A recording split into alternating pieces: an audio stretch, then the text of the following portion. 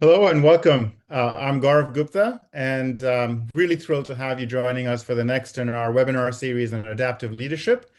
For a series that's focused on uncertainty and disruption and leading change in that environment, it was sort of inevitable that we'd be talking about artificial intelligence at some point.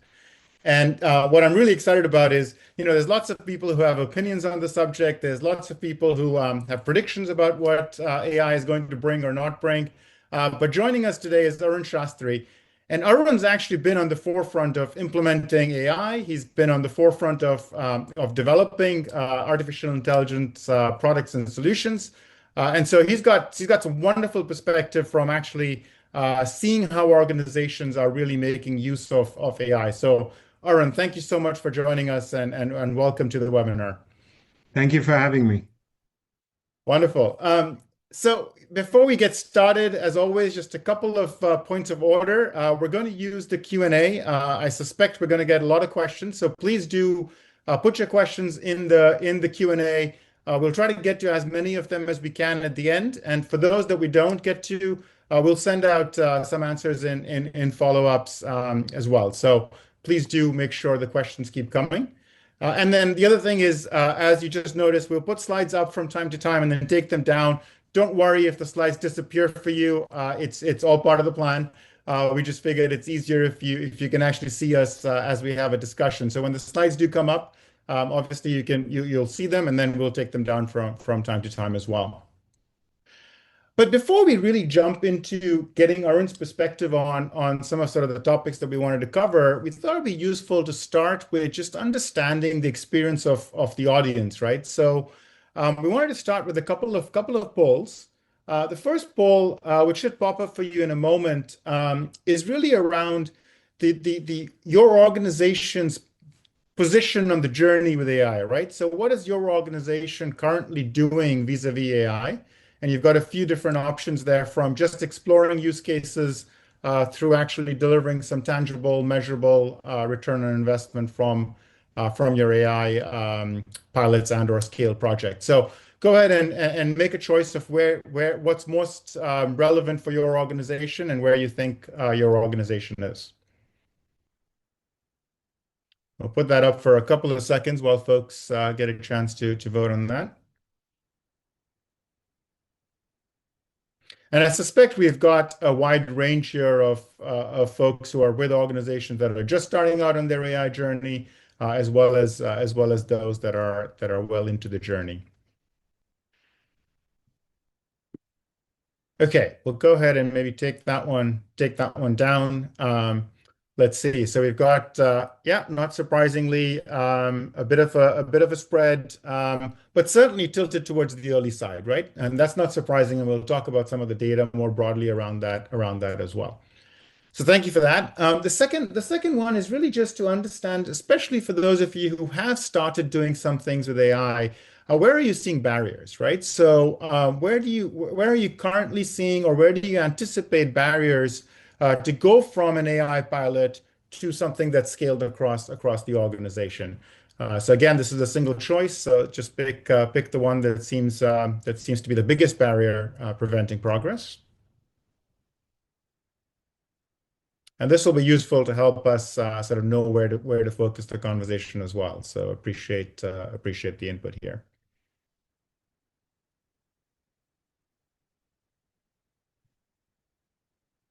All right, let's go ahead and take that one down. Result should pop up in a second. Interesting, Arun, we're seeing some stuff around leadership alignment, workforce adoption, governance, and risk. So brilliant. We'll certainly touch on some of that as we get into our discussion. And then the final question for the audience, and this is really to get a sense of where are the investments in the organization right now, right? So where are people or where is your organization currently investing when it comes to artificial intelligence? So we can get that poll up.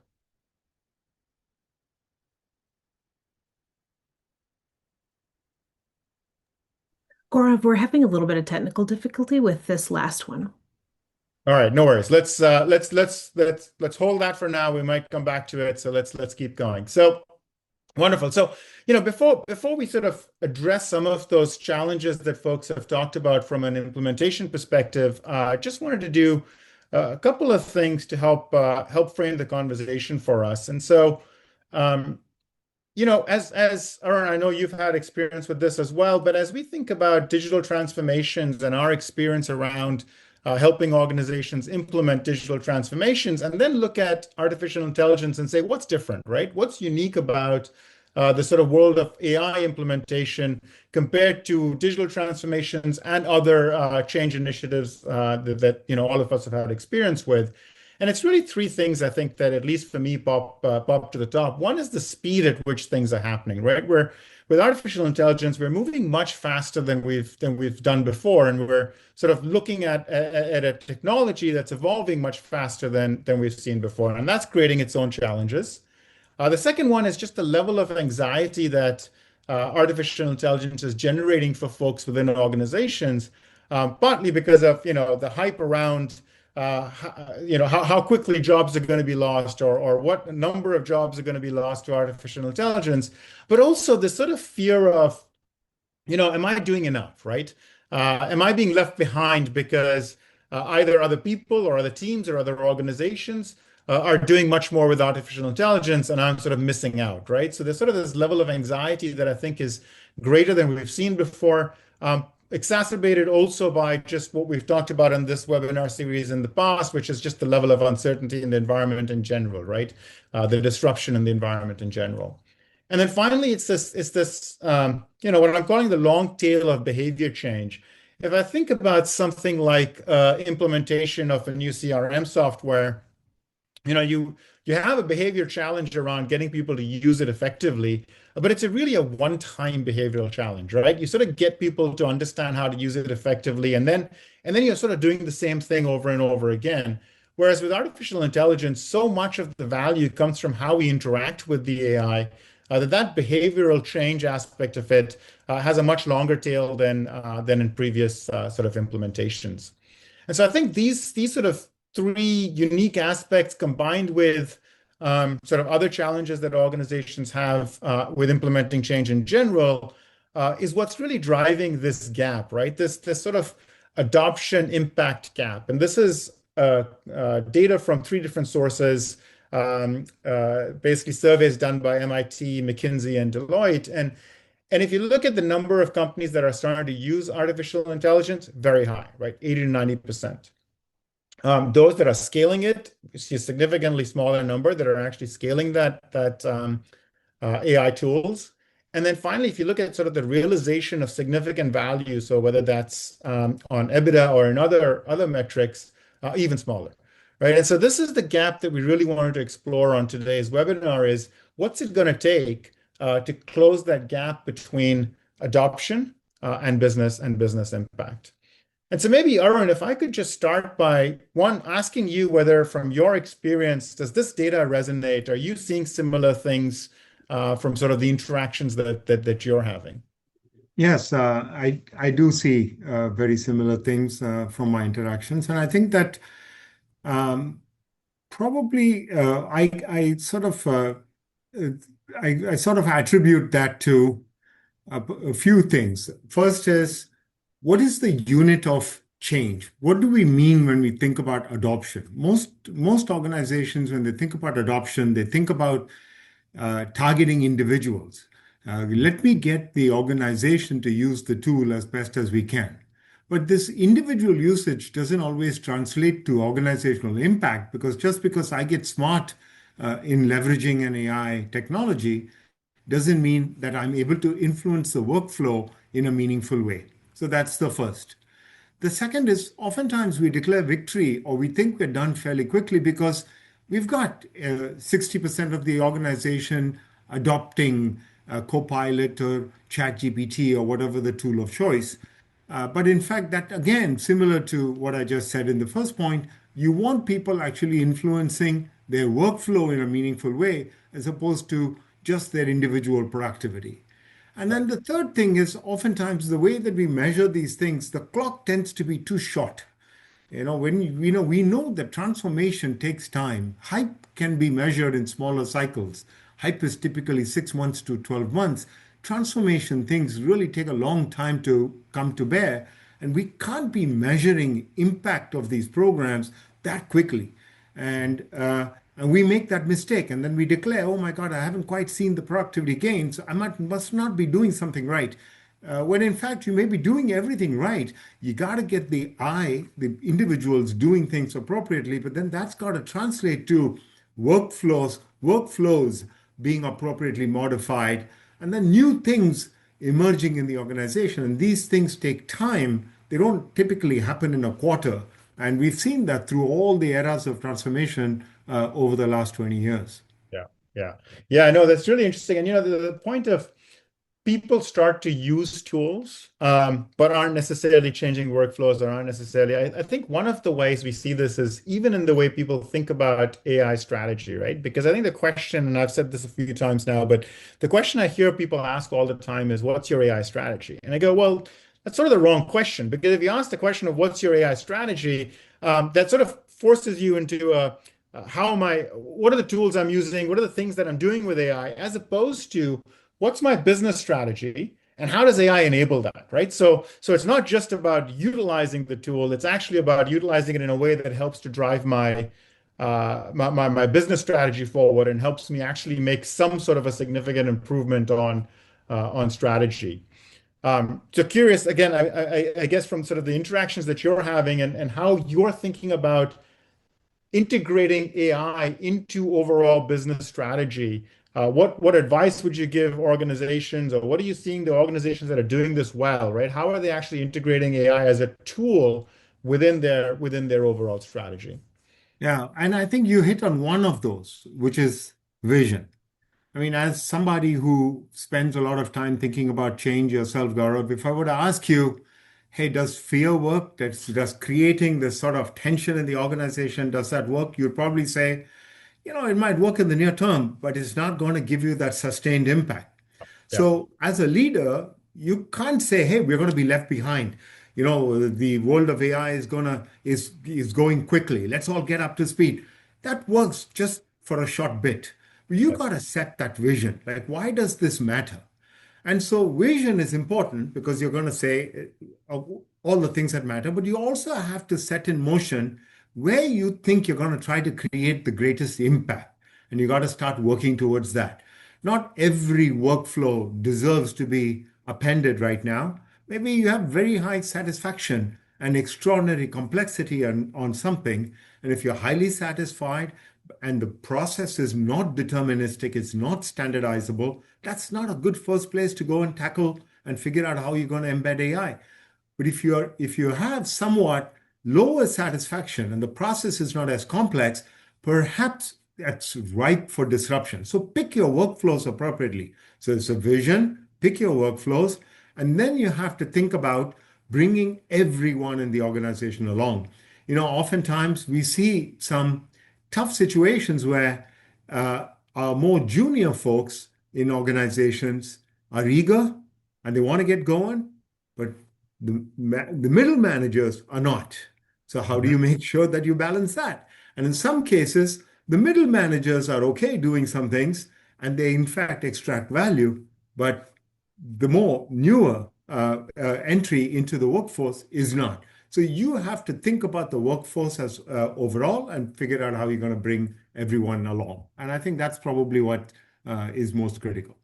Yeah, no, and you're spot on. I mean, if you think about it from a change lens, right? The idea that hey, we can use fear and then the anxiety to motivate people for change. We've seen gets people to start moving maybe, but doesn't really create sustainable change as you describe it. And so, as I think about sort of the opportunity within AI and being able to describe the opportunity that it presents, I think one of the challenges is to be able to talk about where it creates a competitive advantage for the organization, right? Because if I used this example the other day, if you sort of go, every single one of your competitors can use AI in the same way, right? So like ChatGPT, using that to do some research, using that to improve the slide decks, etc., which is a lot of what we're seeing people use it for actually right now, right? everybody can do that. There's no barrier to entry. And so you end up with, and there was an interesting article actually, I think it was in HBR recently about how, AI is not decreasing workload, it's actually increasing workload right now.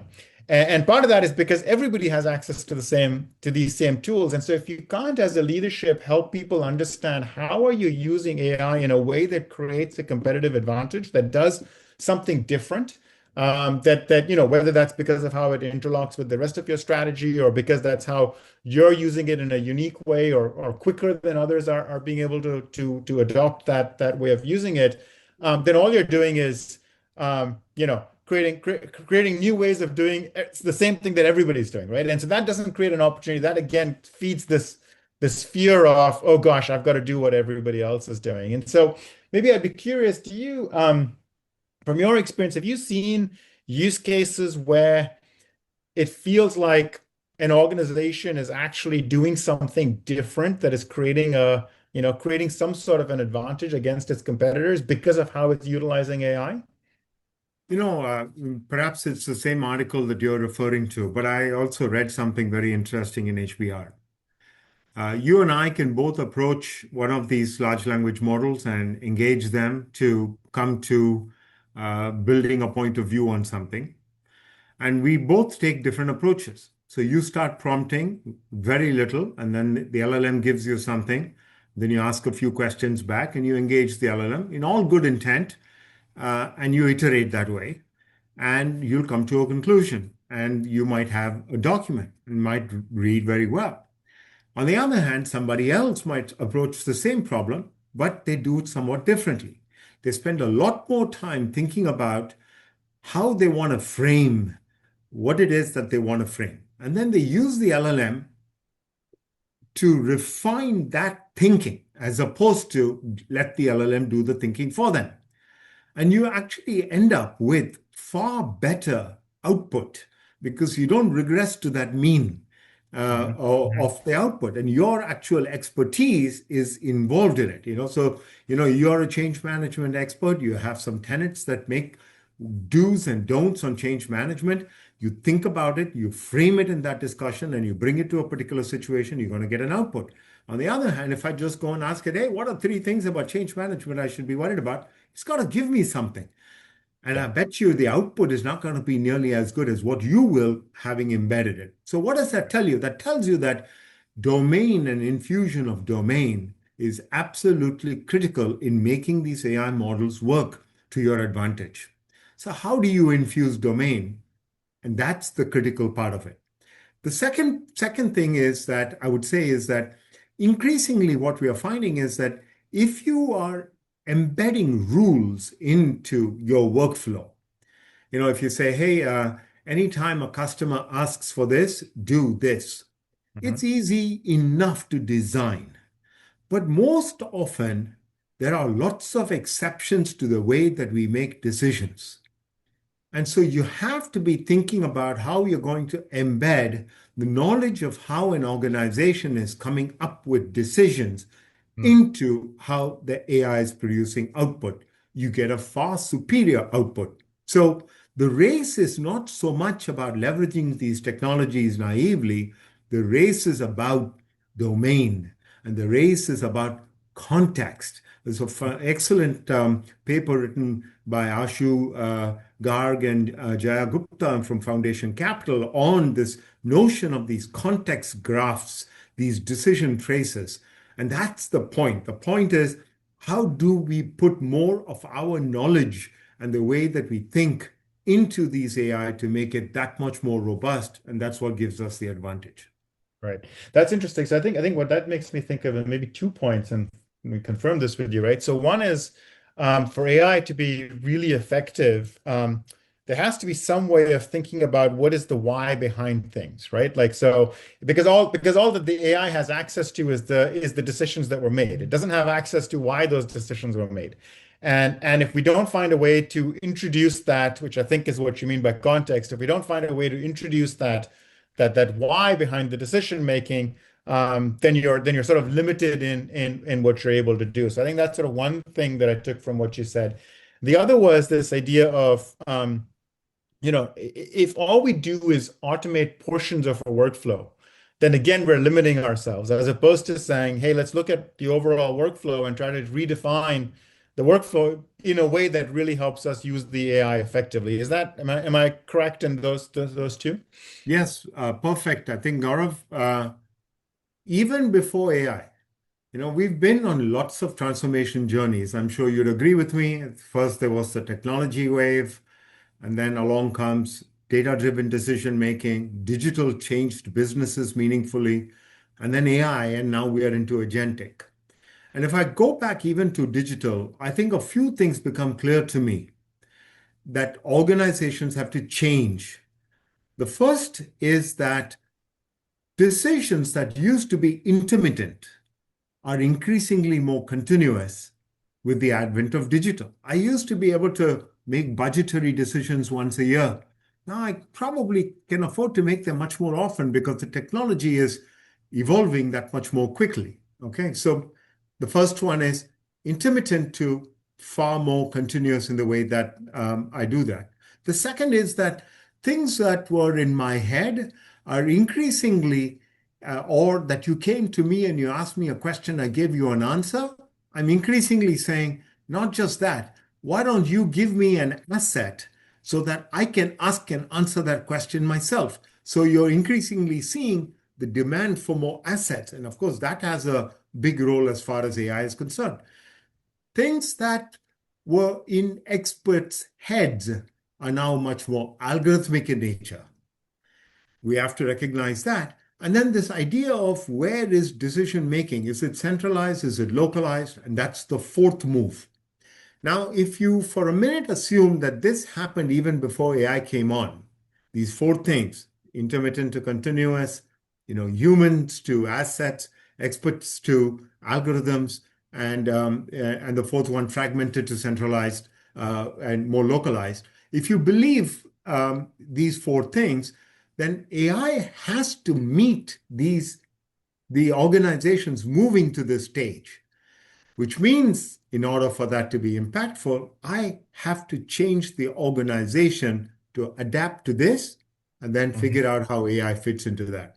So I think, yes, I would agree vehemently with you that that's what we see a lot of.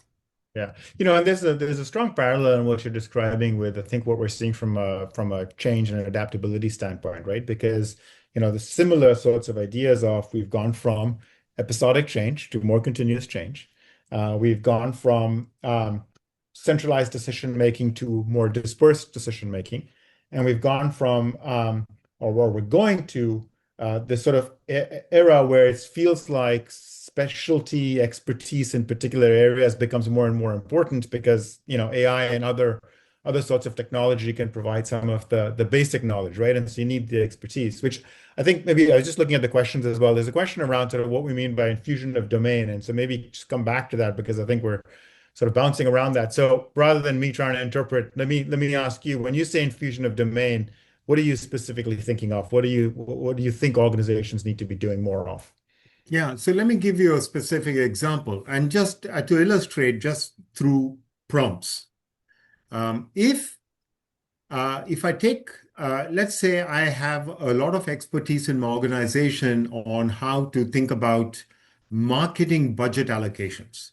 And I've done this many, many times. In fact, I have a training video. Anybody new that I hire into this organization, I train them on how to make this, how to do the arithmetic and the regressions and what data to use and how to the common pitfalls and so on. So I might have a PowerPoint presentation on the quantitative approaches. I might have a PowerPoint on do's and don'ts. I might have a training on the data and so on. And this all exists in some asset form that is on my SharePoint.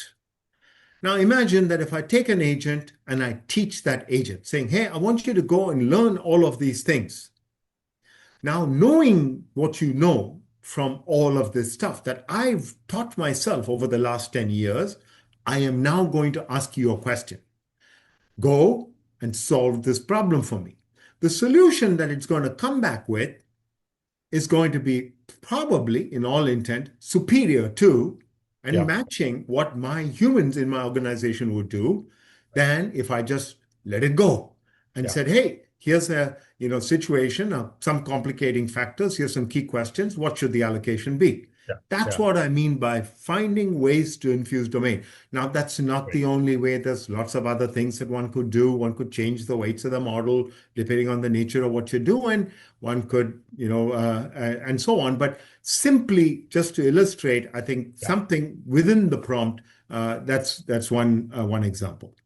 No, I love that example, right? Because essentially what you're saying is um, the more you can provide around your specific situation, your specific way of thinking, the expertise that you've built up over, X number of years, whether that's organizational, institutional knowledge, or whether that's individual expertise, right? The more effective your AI output is going to be. It does create a question though for me, which I've sort of been trying to grapple with myself for a little while now, which is how does one continue to build that expertise?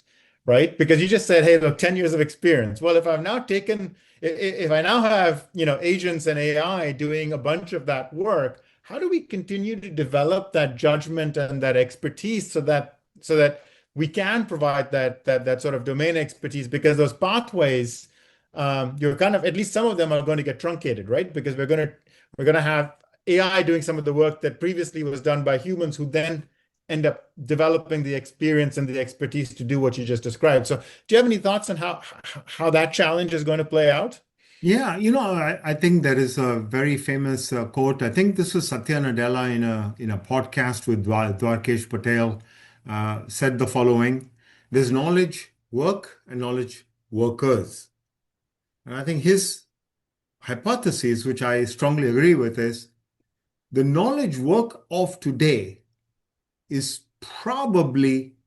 can probably be displaced by AI in a meaningful way.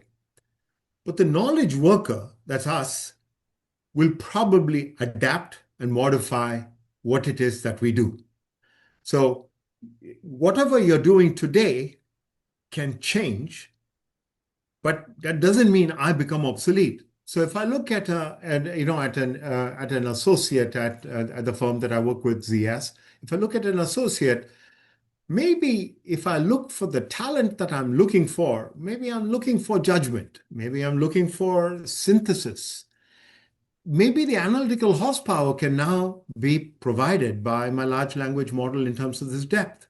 They're building this domain in a different way. If I'm looking for skills, maybe I'm looking for greater prompting or validation skills. Maybe I'm looking for those because insight generation can be somewhat codified through AI in some meaningful way. So I think we'll evolve. And I'm happy to, time permitting, Gaurav, go into some specific examples of this journey. I can illustrate that through a market research project, but when the time is right, I'm happy to do that and give you a sense for that.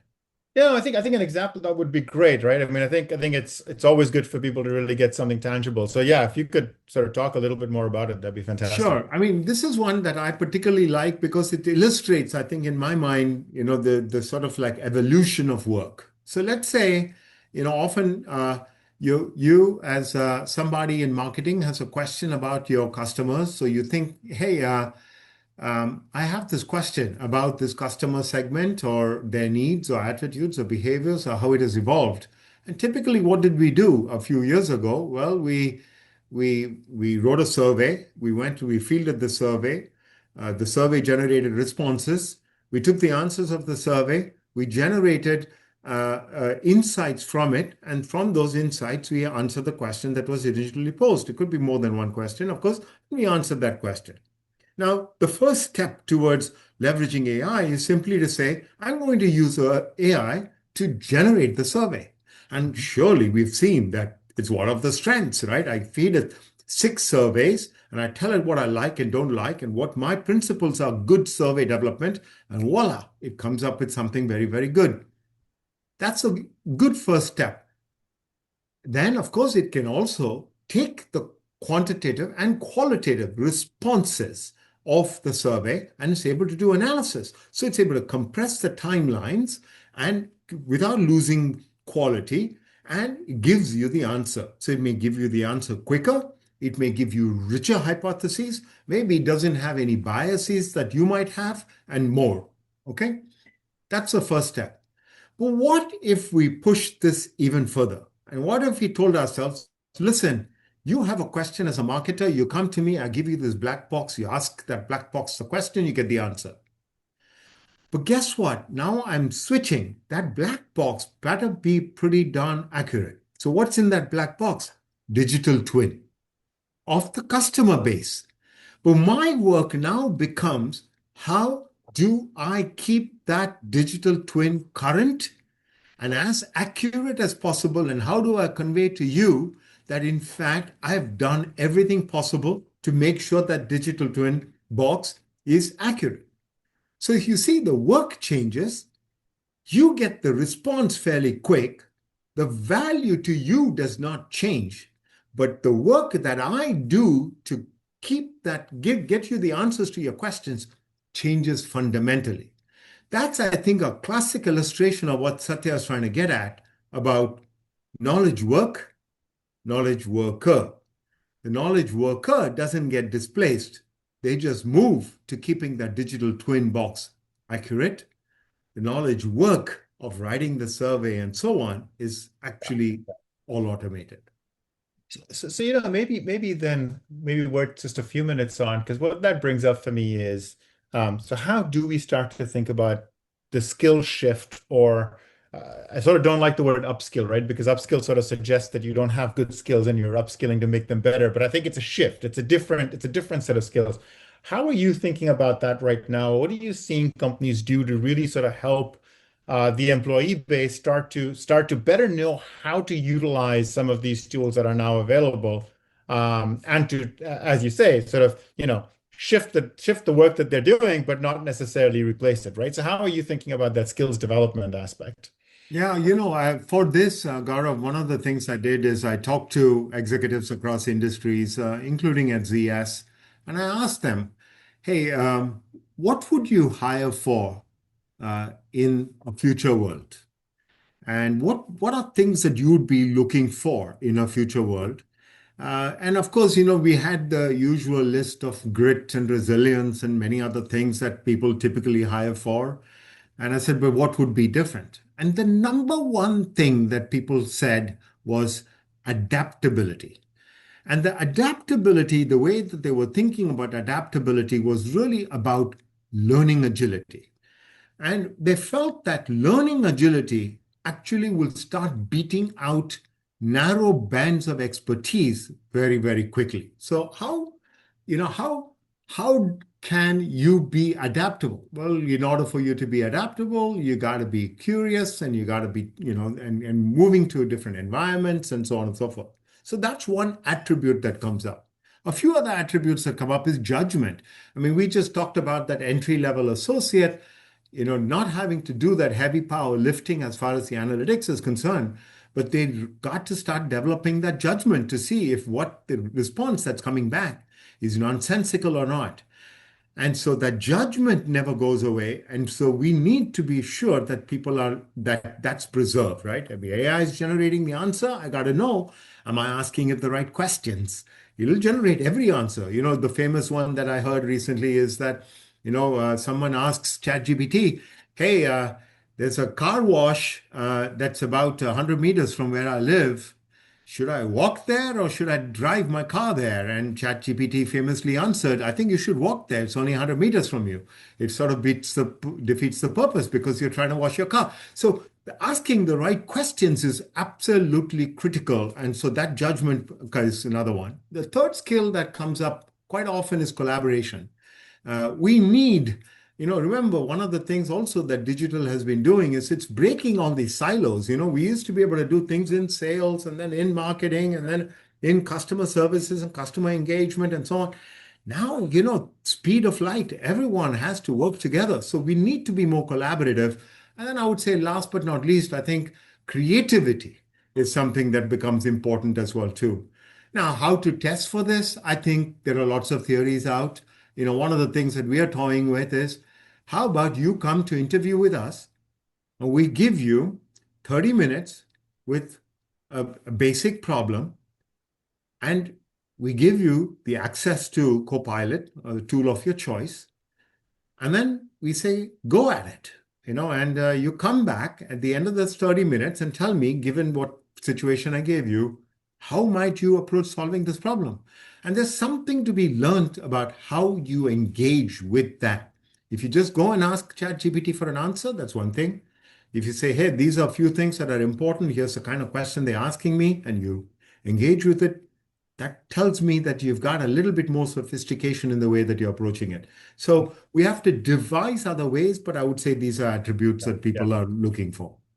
No, that's great. And I love that you brought us to adaptability because certainly from all of our research and sort of where we're headed, we see that as the challenge for the future, right? Is how do we develop adaptability as a skill set, as a which I think you're talking about some of the key aspects of that, so that as individuals we have that adaptability, but also at an organizational level, right? How do we start to think about organizations in a way that are more adaptable? And we've talked a little bit about this on this series before, but this idea of management practices that are more flexible, right, that are not as rigid as what we've had in the past, cultures that actually promote adaptability, that encourage adaptability, that look out for threats and opportunities and respond to them. And then this idea of skill sets and the skill sets that we need as human beings to be more adaptable. Because, I read something the other day that I think was, at least for me, a great visual of this, right? There's this famous quote from, I think it's Archimedes, about give me a long enough lever and a place to Lever, stand yeah. and I can move the earth, right? And this person was talking about, and apologies, I don't remember who it was, so I can't give them credit for it, but they were talking about how AI is the lever, but we still need the place to stand. And the place to stand are the skill sets you're describing, right? Are the skill sets that we as individuals need to be developing so that we can more effectively utilize that lever of artificial intelligence. So I think, and I would agree with a lot of what you said, right? It's about curiosity and creativity and about the judgment piece is the one I get a little bit stuck on, because I go back to the how do you create judgment, right? It's not a skill that, at least for me, I always struggle to sort of go, how does one create judgment, right? How would I advise an organization, an individual to develop that skill? Other than breadth and being able to sort of give people the space to actually explore different areas and not get too siloed. So I don't know if you have any So, further thoughts on one way developing. I think about judgment is think from simple to perhaps more complicated. So the simpler thing is, I think through apprenticeship, teach somebody how to challenge the output. Quite simply that, like, here's some ways to challenge the output and ask, is it producing the right kinds of things? Are there things that you need to be thinking about and doing differently? The second thing from this is, are there ways that you should structurally think about reasoning differently? And what might that look like? So that's another way to start thinking about judgment. So I think of, in the beginning, just giving them those levers by which they start challenging output in some meaningful way.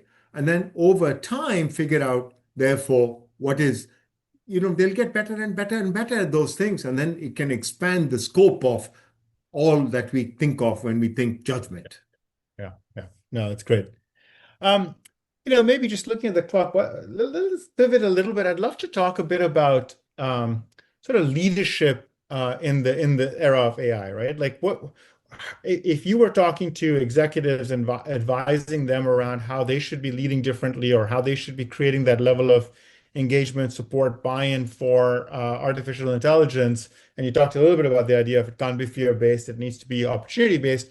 What else would you be saying to them around how to more effectively implement AI so they're actually getting business value from it, not just utilization? Yeah. So I think the number one thing, by the way, I should also something about this notion of peers is very important for this judgment and developing judgment. And I think there was a very interesting Microsoft research study that was done that said, one standard deviation in peer buy-in drives 10% plus shift in adoption.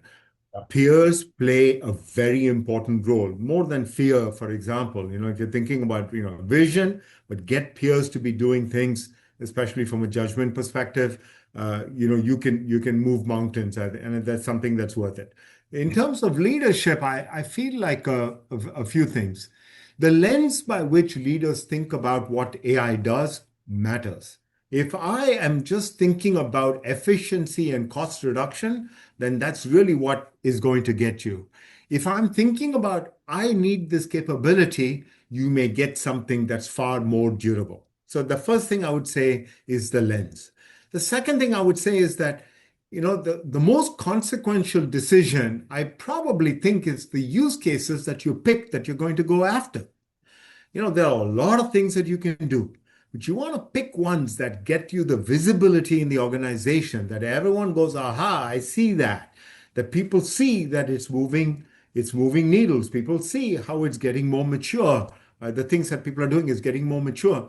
So from a leadership lens, I would say that's the second thing that is most important. And then the third thing that's most important is that if I see visibly the leaders in the organization using it, that's the strongest signal that you can send to somebody that this is important to them. If I get up in an all hands and I show you how I did something, and therefore here's the output, that's got a huge impact to the organization, and say, hey, he or she is modeling the way, and it must be important, and they're thinking about this. So I think framing is important. Can't just be about cost reduction. Can't just be about efficiency. You gotta believe it's a new capability, and you're going to make things happen. Pick the right use cases that span across broader parts of the organization, not just in narrow silos. And you model that behavior change you want to see. You be the change, and you show them that you are buying into it. And guess what? I think things will follow.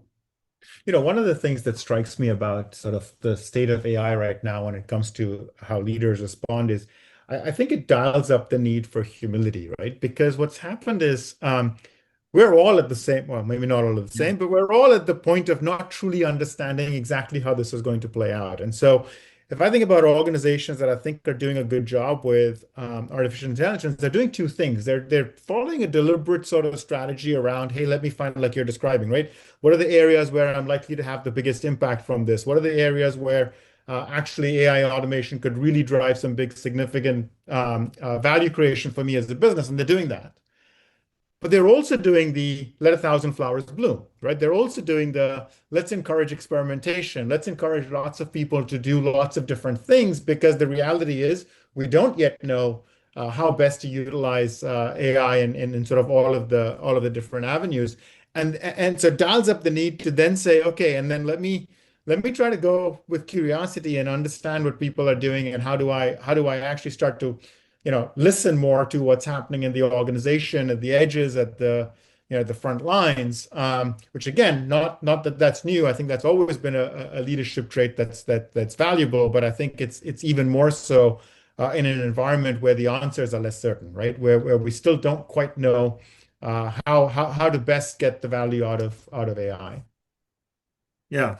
And by the way, I think uh, one other thing that leaders should keep in mind is that not all resistance is irrational.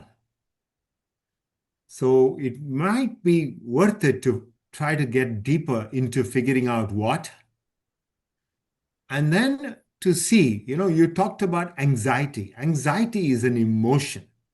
And so you got to deal with that emotion in a way. And I'll give you an example, okay? We had to move to R from another programming language, and we were hiring all these bright kids from college who were all doing all their work in R, and they knew where to go to get libraries, and so on and so forth. But we had been using more traditional means for a long period of time. So the managers in the organizations were the ones who didn't quite want to move because R was new to them and R was different for them. And so they had to learn something, and then they had to figure out. And and they didn't quite understand. Like, why am I moving to something new? This has been tried and tested. It's working for 10 years. I have all these macros that's been written. I don't want to move. And here are the young ones saying, come on, we can't, we are antiquated. That what you're using is antiquated. We need to move to a new organization and let's do it quickly. So you're getting this tension of new people into the organization wanting to move to do things incredibly quickly. And then you have this tension above saying, no, no, no, no, no, no, no. And you have to understand, where is the anxiety coming from? What is the emotion? Unpack that and then figure out how you enable that to happen. By the way, conversely, sometimes, ironically, the tension is the other way. When we gave coding tools initially, the new folks in the organization were too reliant on AI. And so whatever the code it was producing, they took the code, they ran with it, oftentimes led to rework, and you never saw the productivity gains. But the consultants in the organization who had been here 4 or 5 years took the code, figured out what modifications, if any, they needed to do with it, and they were then implementing it, and they were getting the productivity gain. So here we are, somebody who's been in the organization has a deeper appreciation, getting the productivity gains quickly, both organ. So it's not a one size fits all everywhere, but it's important to understand where's the emotion coming from and then unpack what that emotion might look like. No, absolutely, and I love those examples. And there's a question in the Q&A as well around this idea of how do you deal with the anxiety. So maybe just take a couple of minutes from at least from our research, what we would suggest, right? So I think, and then you've touched on a lot of this, but the first one is you've got to get clear around the opportunity, because if people only see it as a threat, if your only motivation is fear, you're going to create anxiety. So you've got to be able to sort of frame it as the opportunity that AI tools create for individuals and the organization. The second thing is you've got to celebrate the wins, which is, a little bit of like your example around the consultants. You've got to celebrate, hey, look, this is what we were able to do from a productivity gains perspective, right? This is what we're able to do from a better output perspective, and not only focused on efficiency. I think that's the other element of that. So sort of celebrating wins. Um, we've got to be able to reduce some of the noise, because I think a lot of the anxiety is actually coming from the noise, right? It's coming from I heard my friend in this other company is doing this other thing, and oh gosh, if I don't do that, it's somebody using those tools as the person who's going to take my job. So you've got to help quell some of that anxiety by actually reducing the amount of noise that's happening in the organization. And then the final thing I'd say is we've got to bring people in, right? You've got to get it. We can't be developing, whether it's AI or anything else, strategies with 4 or 5 people and then telling everybody else what to do. And so the sooner we can engage people, the less likely we are to create that sort of resistance and anxiety. So just a few of the ways that I love that, that Gaurav. I love that. And I think, by the way, in my mind, and I'm sure I think of anxiety and cognitive load as two very distinct concepts. Cognitive load is just, hey, you should be that much more efficient. So I'm going to be asking you to do more and more and more, and I'm hammering you. And anxiety is about, hey, you're telling me I gotta take my expertise and you're gonna just model that expertise through AI. Then what is my role? How does that work? So anxiety, the drivers of anxiety and the drive, if you increase the anxiety, especially in organizations like, oh, we got to adopt AI, otherwise we're going to fail. That's high tension, that's fear, and you increase the anxiety level, but you're not reducing the cognitive load. If you do that, then I think you're not setting yourself up to succeed. So you have to be able to tackle both of them as distinct concepts. And some of the things that you have to be worried about is, you can't set moving targets. You got to very clearly articulate what it is that you want from the organization. And you got to give it time. We go back to one of the first things we talked about. Hype cycles are short. Organizational transformations take time. So you cannot measure transformation in the same time period as a hype cycle. That's always going to fail. So that's what causes some of the anxiety too. And this point of the hype cycle is interesting, because I think part of what we're seeing also is the difference between, and I think you mentioned this earlier, but there's a desire to move fast, And that's often in conflict with what's actually required to get value, right? So, for example, if we have data systems that are fragmented, that are, antiquated, that, our data is stored in places that are hard to access, and we start to implement AI tools on top of that fragmented data structure, we're not gonna get the value, right? The non-sexy part of the work is, in that case, is the cleanup that needs to happen before you can actually start to get some value. And I think that the pressure around displaying that I'm using AI, the pressure from, this is from analysts and Wall Street, as well as obviously news media, employees themselves, I think is creating a lot of action without necessarily progress because the motivation is a little bit out of sync. So maybe just on that, I'd love to, because I know less about this than I'm sure you do. Um, in terms of getting yourself ready to be able to use AI effectively, whether that's, around how your data is structured, whether that's around other infrastructure elements, like what would you be thinking about, or what would you think leaders should be thinking about to get themselves ready to be able to actually get maximum value from AI from a infrastructure perspective? I think the 2 points as precursors to the response. The first is that uh, the definition of what we traditionally think about as data has expanded significantly over the last few years. Now, if I can look at our email exchanges. So let's say you're going to renew a contract with a potential client, and I'm the salesperson and you're my manager. And I engage with you and say, hey, Gaurav, I think I need to give them a 15% discount. And there's a back and forth. And there's reasons why I tell you 15, and then you argue back. In the end, we give up 5% discount. These were things that were just in an email exchange at some point. That is now data that I can actually mine. There are processes that I can mine that can actually make and tap into. So the definition of data is not just that, hey, there was this client and I gave a 5% discount. That's what's in the CRM. And here's what they were last year. Here's what they are this year. Here's what else they bought. Here's what's the total consumption. That's a simple way to think about data. But now suddenly I have a lot more data than I need to be thinking about. But that also gives me the opportunity for that data to be a moat, because the more depth I have, remember going back to the way I made the decision. How did I think about it? All the domain expertise that I have. How do I know something about that specific client, about that industry? What's my strategy? This is all, part of a moat. The Yeah. second point I want to make is that, you know, we often forget that the bigger impact in many of these situations is the more classical AI, which depends on clean data, is still very important, very critical in being able to create the impact that I want.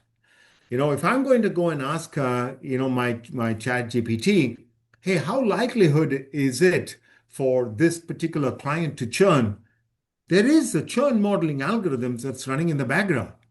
Churn modeling suddenly just didn't become easier. It remains as hairy a problem as it's always been. What exactly is churn? How do you define churn? If someone stops using for 3 months, is that churn? If someone slows down using for 3 months, is that churn? These are all considerations, and we've struggled with modeling, churn modeling type of things. So having a leg up on more classical methods is absolutely critical in order for you to make this thing. So now, having said those two things, expanding the scope of the data, using that as a mode, thinking about the decisions more broadly, bringing in more classical methods, now suddenly I have a leg up in how I'm going to approach this and how I'm going to make this come to life. That's, I think, the true differentiator, true advantage in how to think about these things. So, should I have to clean up a lot of the data to get it right? My idea always is don't let perfect be the enemy of good. Get started, refine over time. If you keep waiting until everything, it's never going to happen, especially as the scope of data starts increasing. But you got to start thinking about more sophisticated ways in how you're going to be on this journey and get to that point in an important way. Yeah, yeah. No, that's super.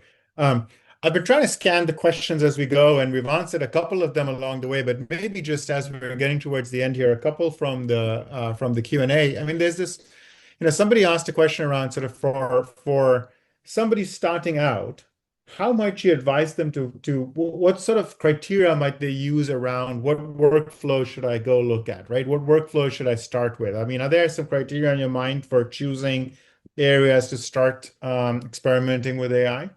Yeah, I'm a consultant just like you, Gaurav. So two by two solve just about every mystery for me in life. But one two by two, I think could very simply be the following. Think about on your x-axis something like how standardized or deterministic these processes are. Highly standardized versus not standardized at all. Highly standardized means, hey, I think I know how this works for 80-90% of the time, so I can probably describe it in a compelling way. Not standardized at all. Hey, there are a lot of nuances in this process. Maybe I can get to 40%, but the remaining 60% is, I can't quite get at. And then maybe on the y-axis is just thinking about how happy are you with what you got? And if you got it wrong, how bad could it be? And that could Mhm. be on the x-axis. So you would pick things where, like for example, if you're selling software as a service or SaaS products like that to B2B environments, and you got a long tail of small, medium businesses, you don't have good ways of reaching them right now. Even the emails that you're sending right now, no one's opening. And even if they do open, they don't click. And just because you have an agent doing that is not going to change that paradigm. But now you can think of voice agents that are engaging with you in a meaningful way, trying to understand what your needs are and try to solve some of those needs before connecting you to sales rep. You have SDRs that are very capable in today's world to be able to do that. That tells me I'm not very satisfied with what I have. It's a fairly standardized or deterministic process, especially in small, medium businesses. It's prime for me to figure out how I'm going to try to make that a reality for me.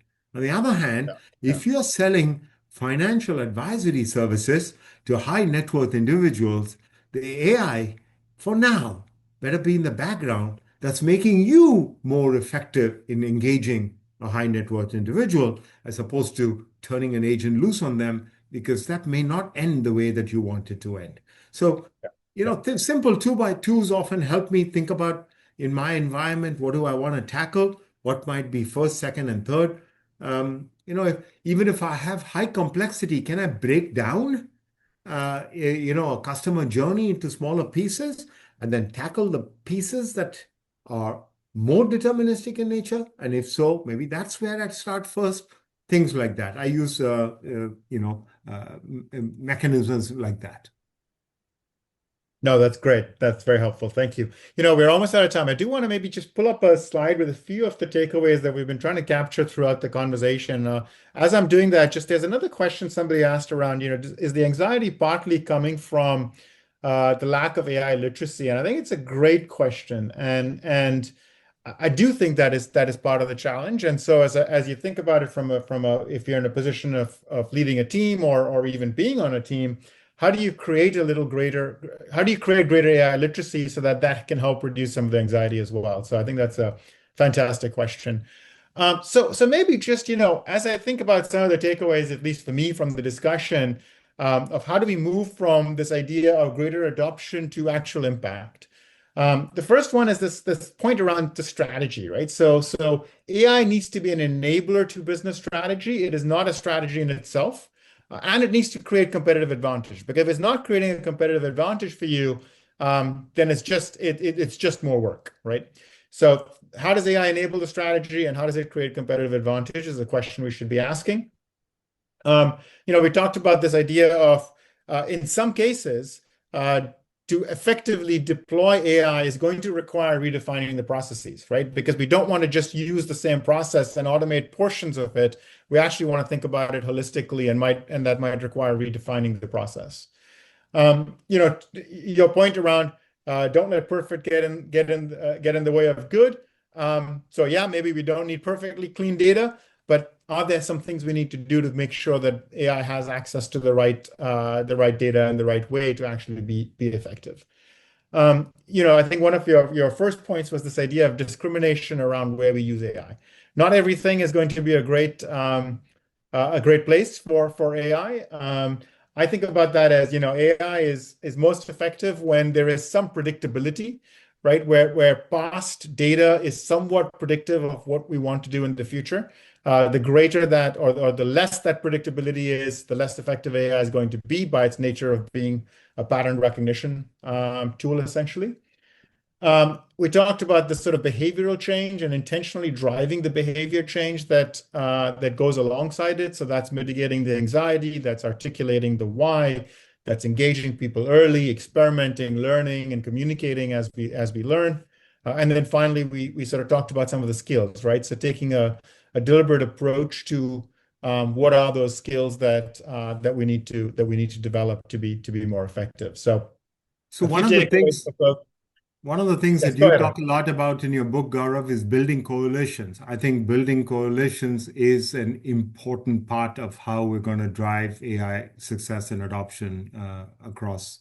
So I think you have to think about the right coalitions, and you got to think about how you're going to arm those coalitions. Absolutely. We did have questions we didn't get to, and we will try to answer some of those and follow up. Also, if you do want to connect with us, feel free to connect on LinkedIn. Arun, sorry, I'm volunteering Yeah, volunteering you as happy well. to. But this is obviously a topic that how we implement AI effectively is not something we have all the answers to right now. I think we're going to be figuring this out as things evolve over the next months and years, and so would love to continue the conversation. Other than that, just want to say a big thank you, Arun, for joining us. Wonderful to have you on. Your insights were incredibly helpful, and I'm sure the audience felt similarly. So thanks a lot. And Thank for you for having me, everybody who joined us, thank you for joining us, and have a wonderful, wonderful day.